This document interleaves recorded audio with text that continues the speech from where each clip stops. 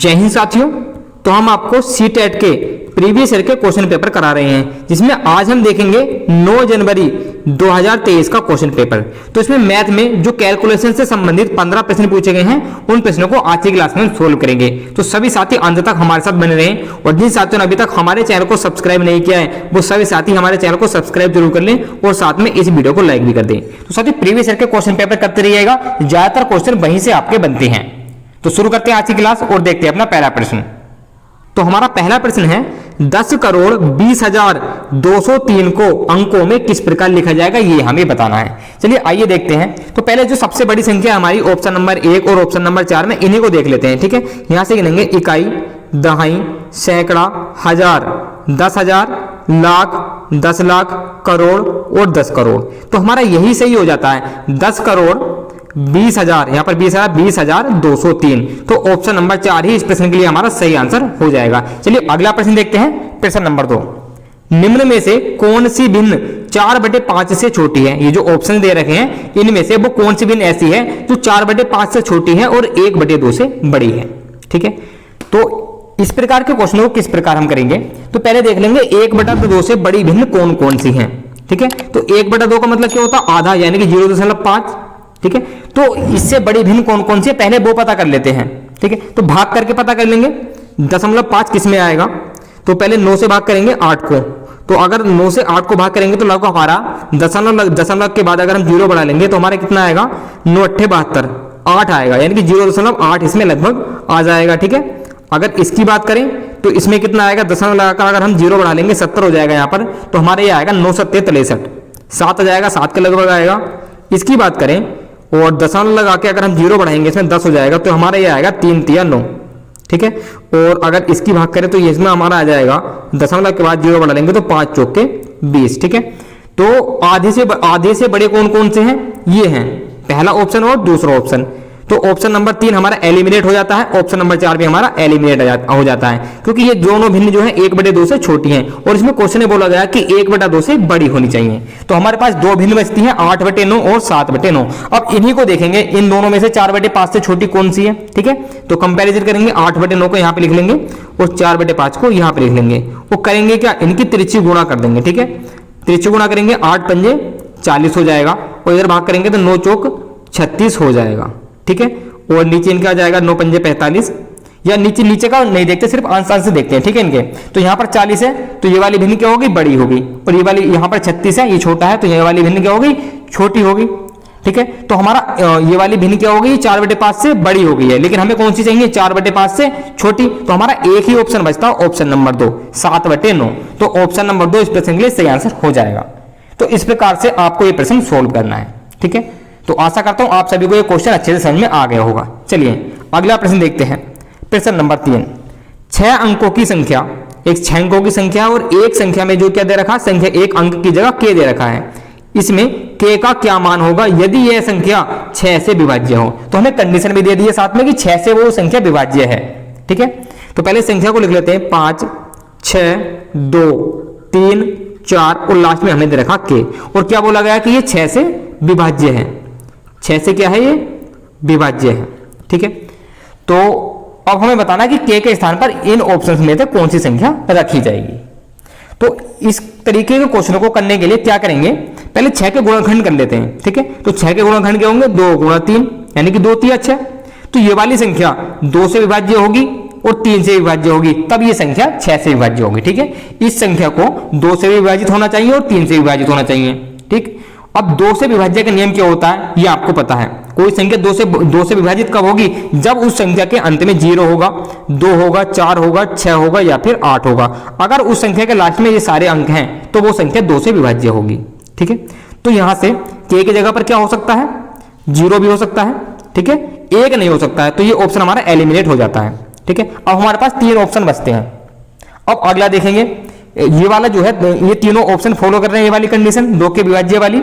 अब लास्ट वाला देखते हैं 3, यानी कि ये संख्या 3 से विभाज्य होनी चाहिए, तभी तो जाकर 6 से विभाज्य होगी।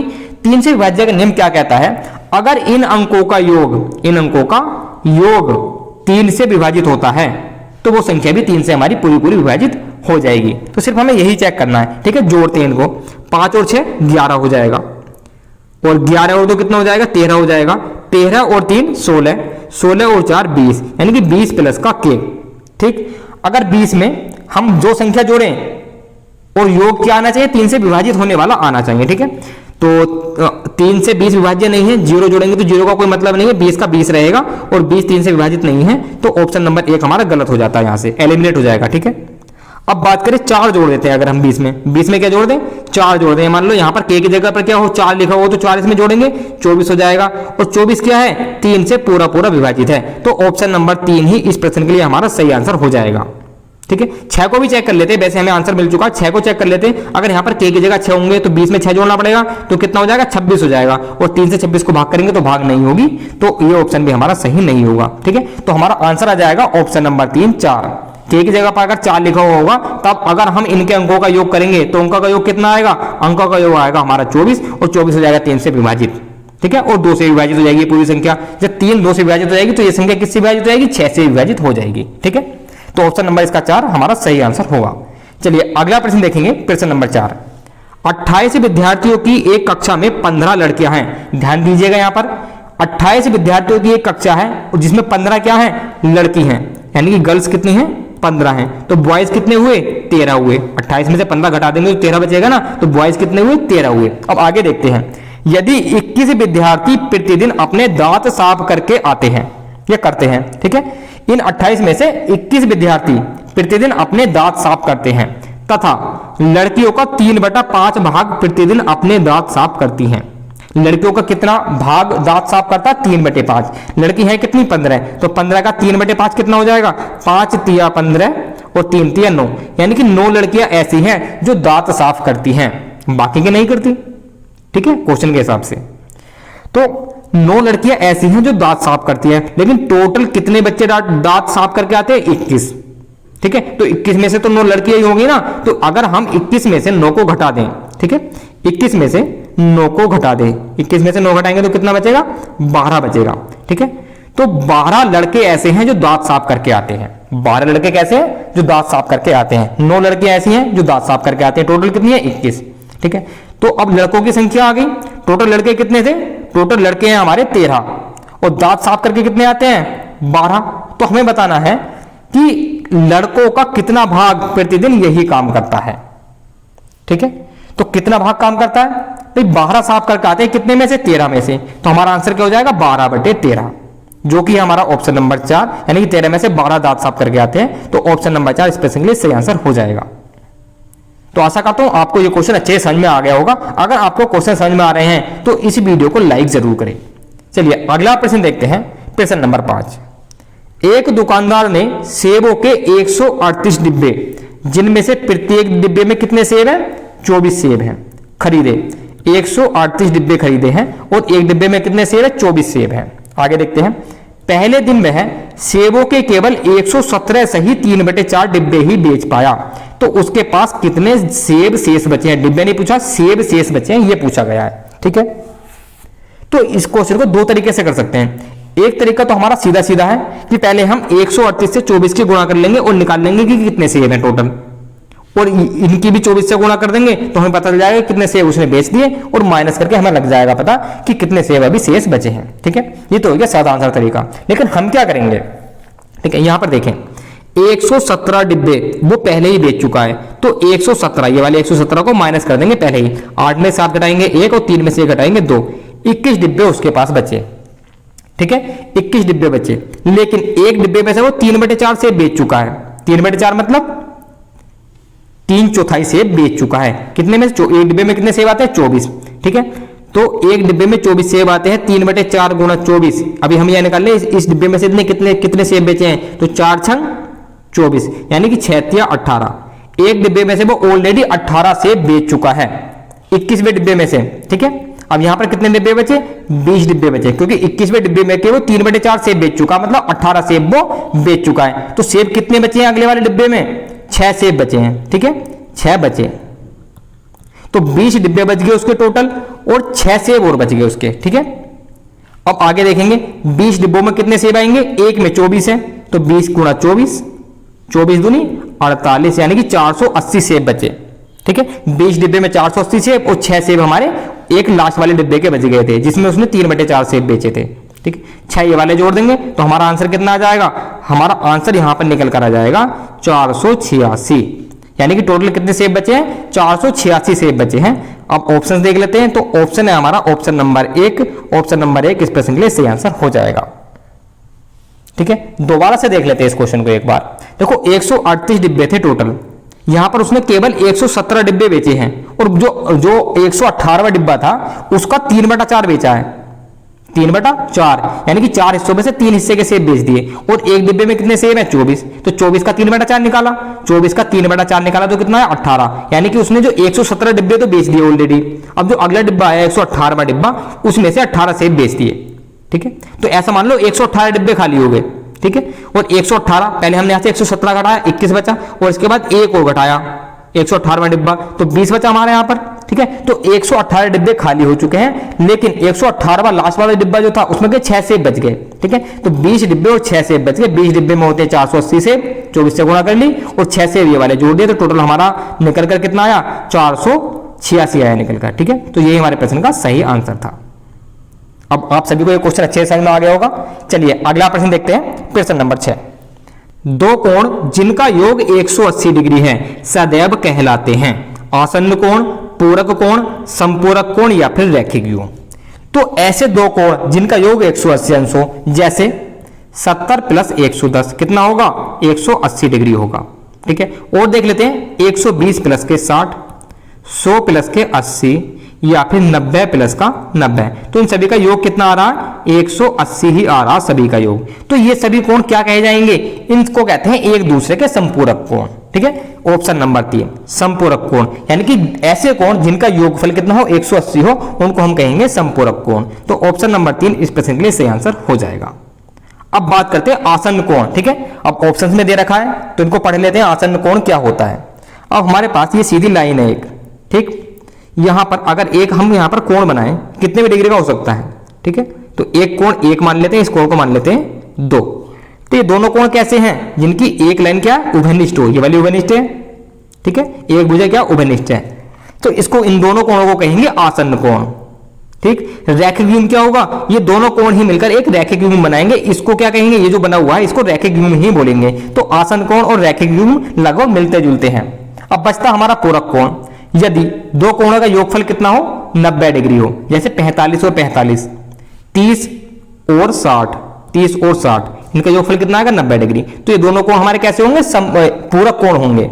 अगर योगफल 80 आता है तो संपूरक होंगे। ठीक है, तो आई थिंक आज सभी को ये चीज समझ में आ गई होंगी। चलिए अगला प्रश्न देखेंगे, प्रश्न नंबर 7। निम्नलिखित में से कौन सा कथन सत्य नहीं है। ये जो 4 कथन दे रखे हैं, इनमें से कौन सा कथन सत्य नहीं है, ये हमें बताना है। अब एक एक करके कथन देख लेते हैं। एक न्यून कोण और एक समकोण का योग सदैव एक अधिक कोण होता है। एक न्यून कोण क्या होता है, 90 डिग्री से कम के कोण को न्यून कोण कहते हैं। कोई सा भी कोण ले लेते हैं, जैसे मान लिया 17 हो गया यहाँ पर। और एक समकोण क्या होता है, 90 डिग्री का कोण। अगर इन दोनों का अगर हम योग करेंगे तो कितना आएगा, 160 डिग्री आ जाएगा। तो ये सदैव अधिक कोण होगा। बिल्कुल सही बात है, अधिक कोण ही होगा। अधिक कोण क्या होता है, 90 डिग्री से ज्यादा, 90 डिग्री से ज्यादा और 180 डिग्री से कम के कोण को क्या कहते हैं, अधिक कोण कहते हैं। और ये हमेशा होगा। तो पहला कथन हमारा सत्य हो जाता है। लेकिन हमें क्या देखना है, जो सत्य नहीं है। क्वेश्चन को ध्यान से पढ़ना, नहीं वालों को हमें बताना है, जो कथन सत्य नहीं है वो बताना है। तो पहला ऑप्शन हमारा सही नहीं होगा, क्योंकि ये सही बात है और हमें ढूंढनी है जो गलत है। आगे देखते हैं, दो न्यून कोणों का योग सदैव एक समकोण से कम होता है। दो न्यून कोणों का योग, न्यून कोण मतलब 90 डिग्री से कम के कोण, उनका योग सदैव एक समकोण से कम होता है। समकोण मतलब 90। तो बिल्कुल ये तो गलत बात हो रही है। मान लो हमने एक न्यून कोण ले लिया 60 डिग्री, दूसरा न्यून कोण ले लिया 50 डिग्री, दोनों 90 डिग्री से कम है। अगर हम दोनों को जोड़ेंगे तो 110 डिग्री हो रहा है। तो ये समकोण से तो ज्यादा हो गया, लेकिन इसमें बोला गया समकोण से कम। तो यही ऑप्शन जो है गलत है और यही हमारे प्रश्न का सही आंसर होगा। तो ऑप्शन नंबर 2 इस प्रश्न का सही आंसर हो जाता है। अगले ऑप्शंस भी देख लेते हैं और आंसर का तो हमें पता लग चुका है। देखते हैं, दो समकोणों का योग एक ऋजु कोण के बराबर होता है। समकोण 90 डिग्री के होते हैं। 90 + 90 बराबर 180 और 180 डिग्री के कोण को ऋजु कोण कहते हैं। ठीक है, तो ये भी सही है। दो अधिक कोणों का योग सदैव एक प्रतिवर्ती कोण होता है। तो ये भी बात हमारी सही हो जाती है। चलिए अगला प्रश्न देखेंगे, प्रश्न नंबर 8। निम्न अक्षर समूहों में से किस एक में केवल एक सममित रेखा है। अब ये जो अक्षर दे रखे हैं BIH, CGU, DEM और NAB, हमें बताना है किस ग्रुप में केवल एक सममित रेखा है। अब एक एक करके देख लेते हैं। बी में देखते हैं कितने सममित रेखाएं हैं। अब सममित रेखा क्या होते हैं, देखो अगर मैंने बी बना लिया, यहाँ पर हमने एक लाइन खींच दी, तो अब जो दो हिस्से बचे वो बिल्कुल एक दूसरे के मतलब एक जैसे दिखने में एक जैसे होने चाहिए, ठीक है। अब हमने लाइन यहाँ पर खींची है बी में यहाँ पे लाइन खींची है, तो इसने इस लाइन ने इस बी को ऐसे दो टुकड़ों में बांट दिया है जो बिल्कुल दोनों को देखने में एक जैसे लगे, ठीक है। बी का ऊपर वाला हिस्सा भी सेम है और नीचे वाला हिस्सा भी क्या है, सेम है। आई देख लेते हैं, तो इसमें दूसरी रेखा नहीं खींची जा सकती, एक ही खींची जा सकती है। बट आई जो है ये आई में एक रेखा तो यहाँ पर खींची जा सकती है और ऊपर नीचे बराबर लगेगा आई, और यहाँ पर भी खींची जा सकती है। इसको अगर बीच में से काटें तो यहाँ पर भी खींची जा सकती है। तो इसमें दो सममित रेखा हो गई, लेकिन हमें ढूंढना एक सममित रेखा वाला, तो पहला ऑप्शन हमारा एलिमिनेट हो जाता है। दूसरा देखते हैं सी में यहाँ पर एक सममित रेखा होगी।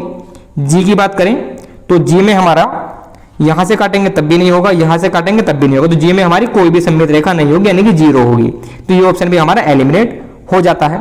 चलिए आगे देखते हैं ऑप्शन नंबर 3। इससे पहले हम इनको हटा देते हैं, ठीक है। अब देखते हैं ऑप्शन नंबर 3 DEM। डी में खींच के देखते हैं। डी में अगर हम यहां से एक सममित रेखा खींचे तो बिल्कुल सही है, ऊपर वाला हिस्सा नीचे वाले हिस्से के बिल्कुल एक जैसा लग रहा है। दूसरी लाइन इसमें खींचेगी नहीं। ई की बात करें तो ई में हम ऊपर से तो नहीं खींच सकते हैं, यहां से खींच सकते हैं एक सममित रेखा, ठीक है। यहां से एक सममित रेखा खींच सकते हैं और ऊपर और नीचे का हिस्सा बिल्कुल सेम लग रहा है, इसमें भी एक सममित रेखा होगी। आगे एम की बात करें तो एम में इस तरीके से रेखा नहीं खींच सकते हैं, इसमें ऊपर से खींच सकते हैं इस तरीके से रेखा, जिससे हमें दोनों साइड बिल्कुल इक्वल लगेंगे देखने में। तो option number D, option number 3, इसमें डी में भी एक है, ई में भी एक है और एम में भी एक है, तो ऑप्शन नंबर 3 DEM हमारे प्रश्न का सही आंसर हो जाता है। चलिए अगला प्रश्न देखते हैं, प्रश्न नंबर 9। योगेश 30 किलोमीटर प्रति घंटे की चाल से दौड़ता है और किसी दौड़ को 5 मिनट में पूरा करता है, तो उस दौड़ की कितनी लंबाई है वो मीटर में, वो लंबाई हमें मीटर में बतानी है, ठीक है।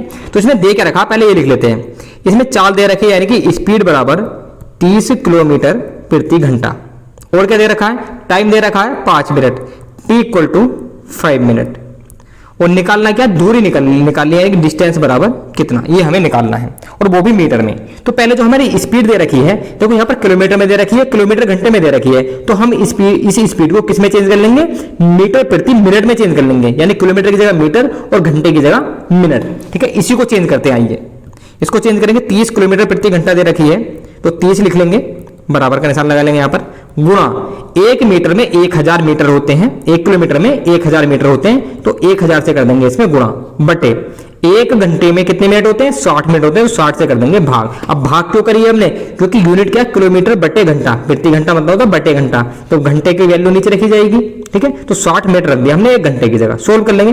तो इस जीरो से ये वाला जीरो काट देंगे और 6 से काटेंगे, 6 पंजे 30, आगे गुणा कर देंगे तो हमारा आ जाएगा 500 मीटर पर मिनट इसकी स्पीड आ गई है। अब इसको सोल्व कर लेंगे, ठीक है। फॉर्मूला क्या होता है, दूरी बराबर 4 गुना समय, दूरी बराबर 4 गुना समय, यानी कि स्पीड इंटू टाइम। स्पीड आ गई हमारी 500 गुणा टाइम कितना था हमारा, 5 मिनट था। सोल्व करेंगे तो 5 पंजे 25, यानी कि 2500 मीटर, 2500 मीटर डिस्टेंस होगी। अब हम ऑप्शंस देख लेते हैं, हमारा कौन सा ऑप्शन सही है। 2500 हमारा है ऑप्शन नंबर 2 में, तो ऑप्शन नंबर 2 इस प्रश्न के लिए बिल्कुल सही आंसर हो जाएगा। चलिए अगला प्रश्न करेंगे, प्रश्न नंबर 10, ये रहा आपकी स्क्रीन पर। शालू प्रातः 18 जनवरी 2020 को अपनी बहन के घर पहुंची और 2 अप्रैल 2020 की रात को वापस चल पड़ी, तो वह वहां कितने दिन ठहरी, ये हमें बताना है, ठीक है।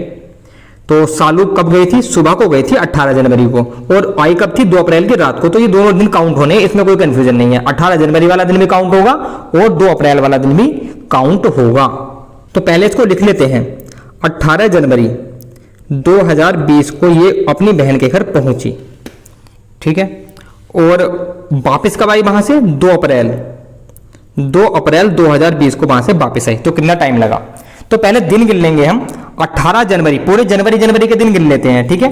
तो जनवरी के दिन कितने हो गए, जनवरी कितनी होती है, 31 दिन की होती है, ठीक है। तो 18 से अगर हम 31 तक के दिन गिने तो 31 में से 18 को हटाएंगे, ठीक है, घटाएंगे तो कितना बचेगा, 11 में से 8 गया, हमारा बचेगा यहाँ पर 3, यहाँ पर बचेगा 2 में से एक 13 और एक जोड़ देंगे हम 14। एक क्यों जोड़ा है, अगर आप दिन कैलकुलेट करके देखें, क्योंकि 18वां दिन भी तो हमें गिनना है ना, तो इसलिए हमने एक जोड़ दिया है, तो 14 दिन हो गए। फिर से गिन लेते हैं 18, ठीक है, उंगलियों पे गिन सकते हैं आप, 18, 19, 20, 21, 22, 23, 24, 25, 26, 27, 28, 29, 30, 31। अगर आप उंगली पर भी गिनेंगे तो आपके बैठेंगे 14 दिन, ठीक है। तो 14 दिन तो जनवरी के हो गए टोटल। जनवरी के कितने दिन हो गए? 14 दिन हो गए। फरवरी के कितने दिन हो गए? अब फरवरी के कितने दिन होते हैं? फरवरी 28 दिन की होगी या फिर 29 दिन की होगी, ठीक है। वो पता कैसे करें, कैसे चलेगा? ये जो सन है हमारे 2020, इसको 4 से डिवाइड करेंगे। अगर डिवाइड हो जाएगा तो लीप ईयर होगा, यानी कि फरवरी कितने दिन की होगी? 29 दिन की होगी। 4 से भाग करेंगे, 4 पंजे 20, 4 पंजे 20, सीधा सीधा भाग हो जाएगा, ठीक है। जीरो लगा देंगे बीच में, 505 हो जाएगा। लेकिन 4 से भाग तो हो रही है ना, तो फरवरी कितने दिन की होगी? 29 दिन की होगी। तो जनवरी के 14 दिन, फरवरी के 29 दिन, और मार्च के कितने दिन हो जाएंगे? पूरे 31 दिन हो जाएंगे। मार्च का महीने 31 दिन का होता है। अब अप्रैल के कितने दिन जोड़े गए? इसमें 2 दिन जोड़े गए हैं, तो 2 लिख देंगे यहाँ पर। इन सभी को जोड़ लेंगे, हमारा आंसर आ जाएगा। आइए जोड़ते हैं। 4 और 9 13, 13 और 1 14, 14 और 2 16 का 6, हासिल लगा 1, 1 और 2 3, 3 और 3 6 और 1 हासिल का 7। मतलब 76 दिन वो वहां पर रुकी, जिनमें से जनवरी के 14 दिन, फरवरी के 29 दिन, मार्च के 31 दिन और अप्रैल के 2 दिन। तो टोटल निकल कर आ गया हमारा 76 दिन। आइए ऑप्शंस देख लेते हैं अब हम। 76 दिन हमें दे रखा है ऑप्शन नंबर 3 में, तो ऑप्शन नंबर 3 इस प्रश्न के लिए बिल्कुल सही आंसर हो जाएगा। तो आशा करता हूं ये प्रश्न बहुत ही आसान था और आप सभी के समझ में आ गया होगा। चलिए अगला प्रश्न देखते हैं, प्रश्न नंबर 11। एक वर्ग की भुजा 48 सेंटीमीटर है। एक आयत की लंबाई और चौड़ाई उस वर्ग की भुजा की क्रमशः 1 सही 1/2 गुनी तथा 2/3 गुनी है, और इनके परिमापों में अंतर हमें बताना है, वो भी सेंटीमीटर में, ठीक है। तो पहले जो दे रखा है पहले उसी को लिख लेते हैं। क्या दिया हुआ है? एक वर्ग दिया हुआ है, तो हमने यहाँ पर एक वर्ग बना लिया। और क्या दिया हुआ है? एक आयत दिया हुआ, तो हमने यहाँ पर क्या बना लिया? एक आयत बना लिया। और आगे क्या दे रखा है? आगे दे रखा वर्ग की भुजा 48 सेंटीमीटर। तो चारों भुजाएं क्या होती है? वर्ग की समान होती हैं, तो चारों भुजाएं हो जाएंगी 48 सेंटीमीटर की। अब आयत की लंबाई और चौड़ाई हमें निकालनी है। आयत की लंबाई क्या दे रखी है? 1 सही 1/2 गुनी 48 की, ठीक है। तो पहले 1 सही 1/2 मिश्र भिन्न जो दे रखी है 1 सही 1/2, इसको पहले साधारण भिन्न में हम कन्वर्ट कर लेंगे। साधारण भिन्न में कन्वर्ट किस प्रकार करेंगे? यहाँ पर गुणा कर देंगे, यहाँ पर जोड़ देंगे, 2 एकम 2 और 1 3, यानी कि 3/2, ठीक है। तो ये किसकी गुनी है? 3/2 गुनी है वर्ग की भुजा की। वर्ग की भुजा कितनी है? 48, ठीक है। तो इससे हमारी आयत की लंबाई आ जाएगी। 2 से काटेंगे, 24 बार कटेगा, 2 दूनी 4, 2 चौके 8, और 24 और 3 की गुणा करेंगे तो कितना जाएगा? 72 सेंटीमीटर। यानी कि आयत की जो लंबाई आ गई वो कितनी आ गई? आयत की लंबाई आ गई हमारी 72 सेंटीमीटर, ठीक है। और चौड़ाई कितनी गुनी दे रखी है? क्वेश्चन देखते हैं। चौड़ाई दे रखी है हमें 2/3 गुनी, तो यहां से हम 48 का 2/3 निकाल लेंगे। 48 का 2/3 गुना, 48 गुणा 2/3, 3 से काटेंगे तो कितना जाएगा? 16 3 48, 16 हो जाएगा। और 16 की और 2 की गुणा करेंगे, 16 की और इस 2 की गुणा करेंगे, 16 दूनी 32, तो इसकी चौड़ाई कितनी आ गई? 32 आ गई, ठीक है। और हमें लंबाई चौड़ाई सभी की मिल गई है। आयत है तो यहाँ पर भी 72 सेंटीमीटर होगा और यहाँ पर भी 32 सेंटीमीटर होगा। आयत और वर्ग दोनों की हमें भुजाएं मिल गई हैं। आयत की लंबाई चौड़ाई मिल गई और वर्ग की भुजा मिल गई। अब हम परिमाप निकाल लेंगे इनके दोनों के, ठीक है। वैल्यू हमें पता होनी चाहिए, तो पहले वर्ग का परिमाप निकालते हैं यहाँ पर। तो वर्ग की भुजा कितनी है? वर्ग की भुजा है 48 सेंटीमीटर, ठीक है। और परिमाप कितना होगा वर्ग का? परिमाप यहाँ पर वर्ग लिख लेते हैं, वर्ग की भुजा और वर्ग का परिमाप कितना होगा? 4 गुणा भुजा, 4 गुणा भुजा, यानी 4 गुणा 48, तो 4 8 32 का 2 हासिल लगे 3, 4 चौक 16 और 3 19, 192 सेंटीमीटर आ गया वर्ग का परिमाप, ठीक। अब किसका परिमाप निकालेंगे? आयत का निकालेंगे। आयत की भुजा कितनी आई थी हमारी? एक बार फिर से देख लेते हैं। आयत की भुजा आई थी हमारी 32 और 72, 32 और 72, ये हमें याद रखना है, 32 और 72, ठीक। तो आयत के परिमाप का फॉर्मूला क्या होता है? आयत का परिमाप बराबर 2 ब्रैकेट में लंबाई प्लस का चौड़ाई, यानी कि दोनों को जोड़कर 2 से गुणा कर दो, तो 2 गुणा 32 प्लस के 72, ठीक है। 2 गुणा जोड़ेंगे, 2 और 2 4 और 7 और 3 10, 104, इन दोनों गुणा करेंगे तो कितना जाएगा? 208 आ जाएगा, ठीक है। 208 सेंटीमीटर। तो आयत का तो परिमाप हमारा आ गया 192 सेंटीमीटर, और नहीं, वर्ग का परिमाप आ गया हमारा 192 सेंटीमीटर और आयत का परिमाप आ गया हमारा 208 सेंटीमीटर। दोनों का अंतर निकालना, घटा देंगे। 208 में से क्या घटा देंगे? 192 यहाँ पर हम रखकर घटा देंगे। घटाते हैं, 8 में से 2 गया 6 और यहाँ पर दहाई ले लेंगे 10 हो जाएगा, 10 में से 9 गया 1, तो 16 सेंटीमीटर। इन दोनों के परिमापों में अंतर कितना आया हमारा, 16 सेंटीमीटर आया है। अब हम ऑप्शंस देख लेते हैं, हमारा 16 सेंटीमीटर कौन से ऑप्शन में दे रखा है, तो 16 सेंटीमीटर दिया हुआ है हमारा ऑप्शन नंबर 4 में, तो ऑप्शन नंबर 4 इस प्रश्न के लिए बिल्कुल सही आंसर हो जाएगा।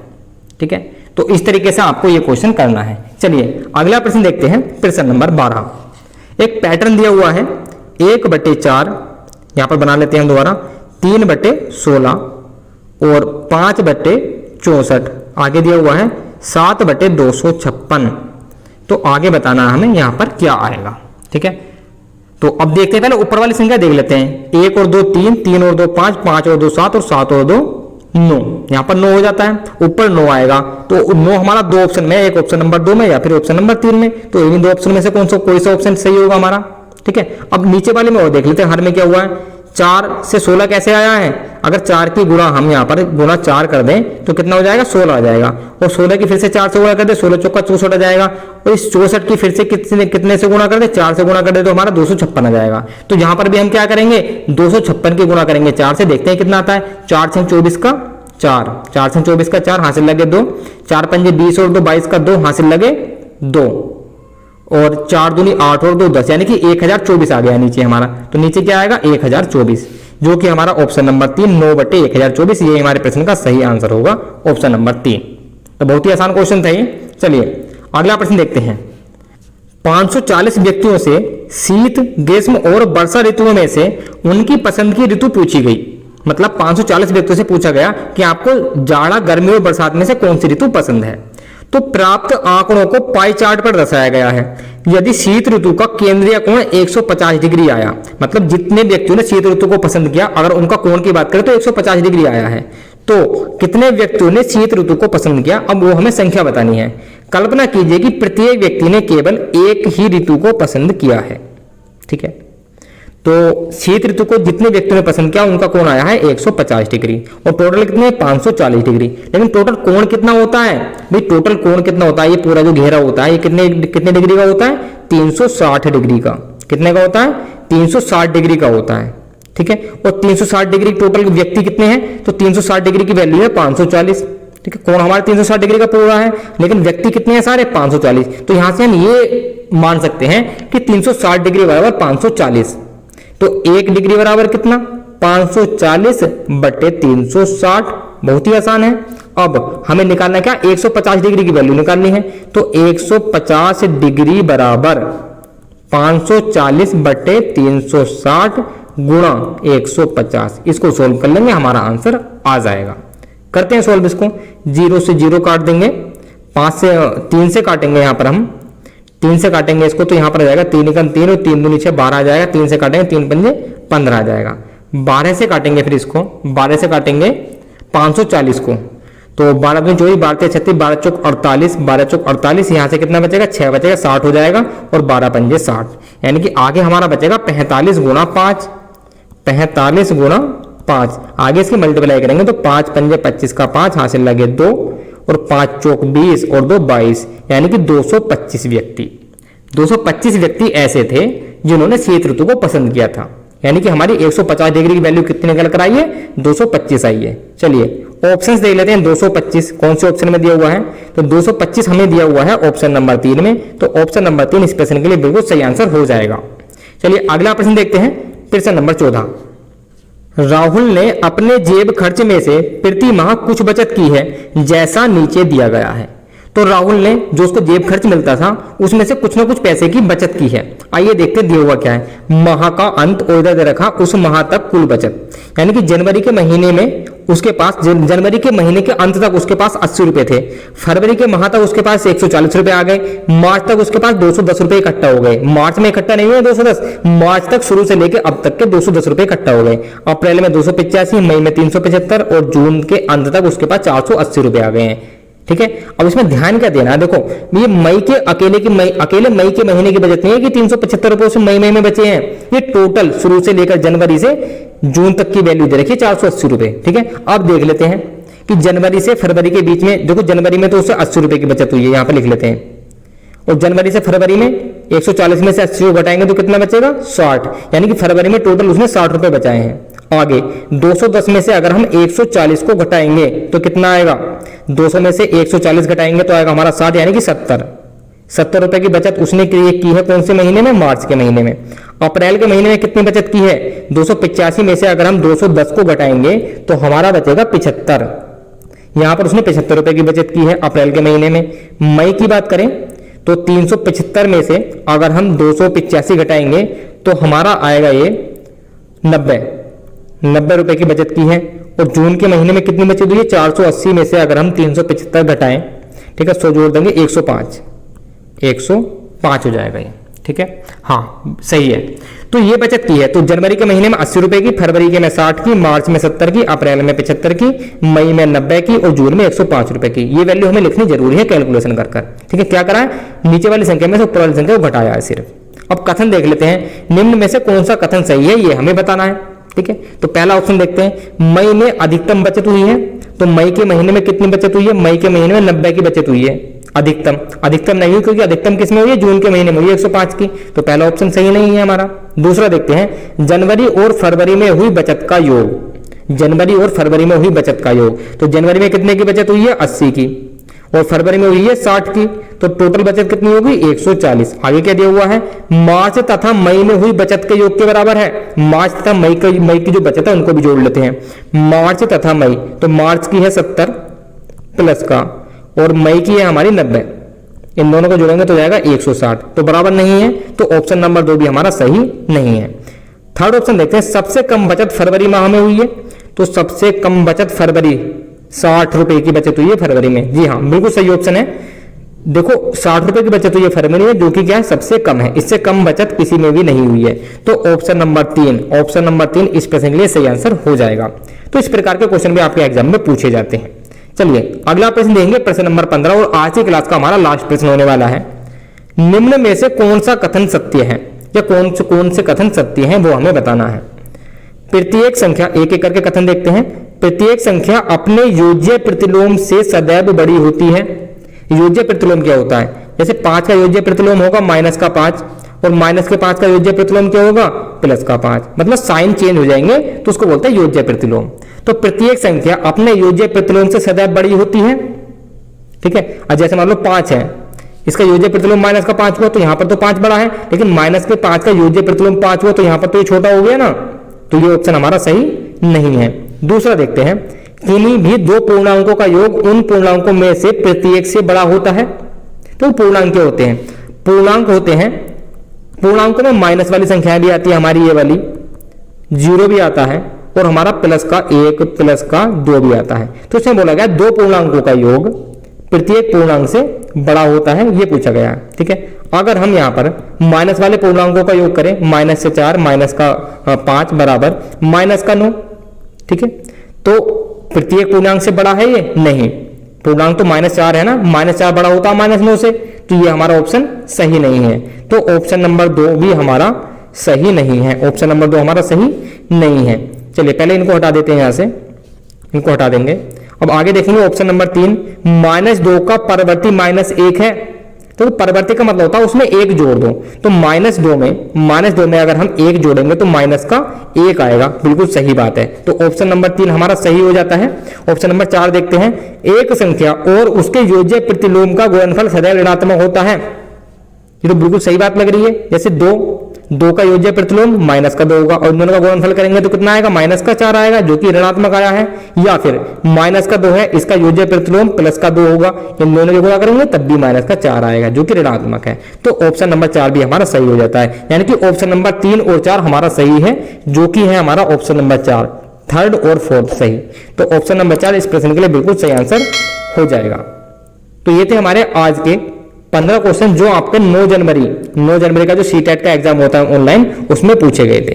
तो जो भी साथी अंत तक हमारे साथ बने रहे उनका बहुत बहुत धन्यवाद।